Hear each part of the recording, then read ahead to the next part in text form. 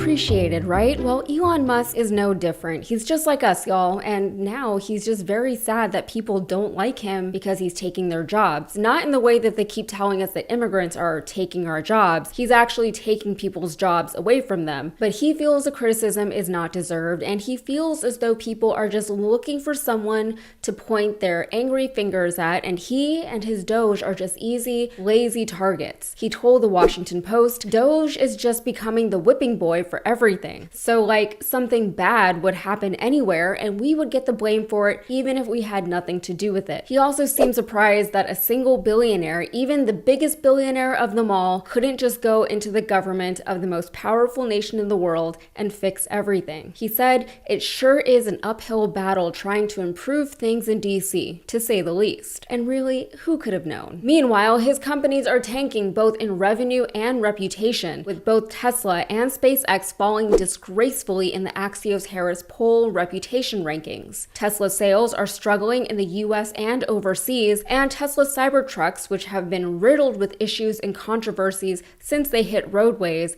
are depreciating at alarming rates. Also, they're ugly, and I do feel like I need to mention that every time I talk about them, because in a gray, minimalist, aesthetic world, I feel like injecting some color and beauty and fun and character into life is an act of rebellion. So what I'm saying is that people who drive Cybertrucks are boring and uninteresting, but congratulations on having so much money, I guess. We're all very impressed. Anyway, SpaceX isn't doing a whole lot better. Check this out. The problems kind of started a few minutes after that, where the booster did not come down all the way to the ocean like they expected it to. And then about 30 minutes or so into the flight, they weren't able to open the payload doors on the ship, so they weren't able to deploy those dummy satellites. Then they had some propellant leaks, and they lost the ability to kind of control the direction of that ship as it goes from side to side. And so when that happened, as the ship's starting to make the re-entry, they can't control it so that the heat shields are in the right place. So the ship just started to spin out of control. It's still coming down. The timing could not be worse for Elon. He does not need the bad press. SpaceX doesn't need the bad press. Tuesday, on a test flight out of Texas,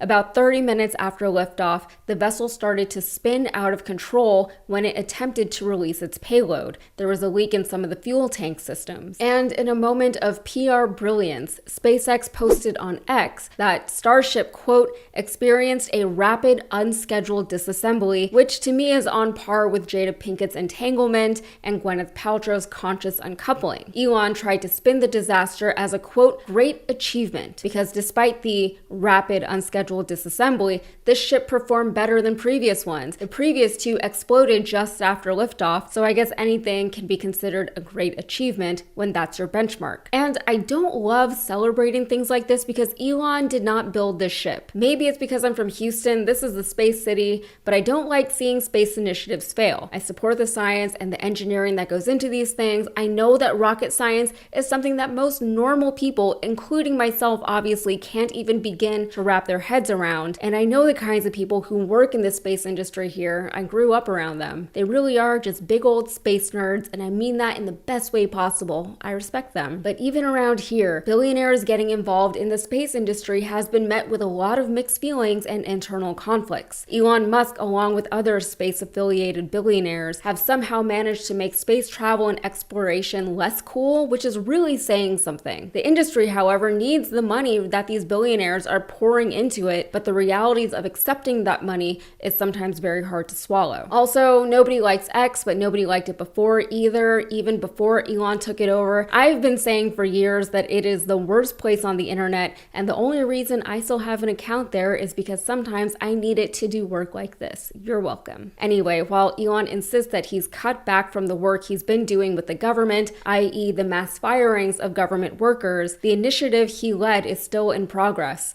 Despite Elon's efforts to now distance himself from the Department of Government Efficiency, his name and face will likely be associated with mass firings and the gutting of entire departments for a long time. But Elon was always just working as an extension of the Trump administration and Trump himself. Now, with Elon trying to stay out of the picture, the ire has turned more directly towards Trump. Trump is now trying to make it even easier to fire federal workers, and the backlash has been swift and biting. But before we get to the backlash, here is what they're trying to do. In a move taken straight out of the Project 2025 playbook, which Trump still somehow denies as the MO of his entire presidency, Trump now wants to fire even more people. Up to 50,000 civil servants could be impacted, according to the Office of Personnel Management. From the Daily Beast, the push to strip federal workers of their civil service protections began after Trump resumed office, when he issued an executive order reinstating a category of political appointees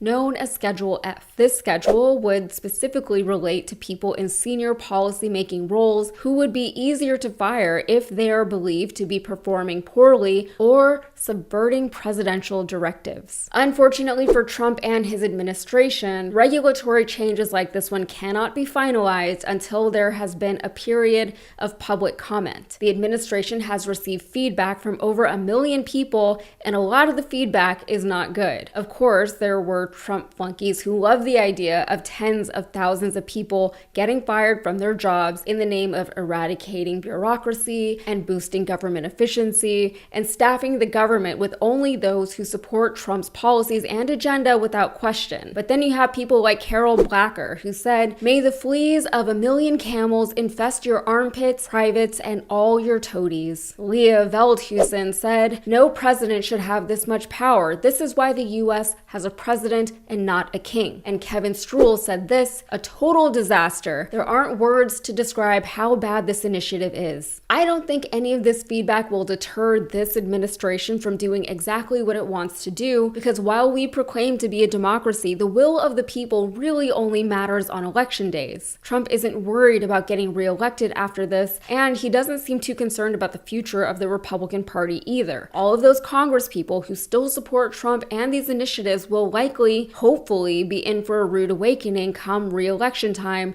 but who knows? Half of the country voted for Trump even after he said he was going to do exactly what he is now doing. So I don't know, maybe people just like getting fired by their government. All right, that's it for me. If you got anything out of this, please like the video and subscribe to the channel for more. Thanks.